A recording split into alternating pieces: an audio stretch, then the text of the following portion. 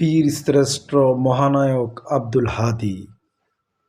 আমরা ৭১-এর মুক্তিযোদ্ধাদের দেখিনি, মুক্তিযুদ্ধও দেখিনি।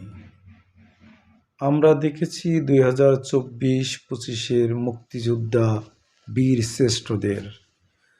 আজ এই মহানায়কের বিদায় দিনে তার আত্মার মাগফিরাত কামনা করি। তার সাথে সাথে তার মৃত্যুর জন্য যারা দায়ী তাদের ও তাদের দোসরদের বিচার না হওয়া পর্যন্ত এই বাংলার জমিনে আর কোনো বিচার দেখতে চাই না। যারা আমার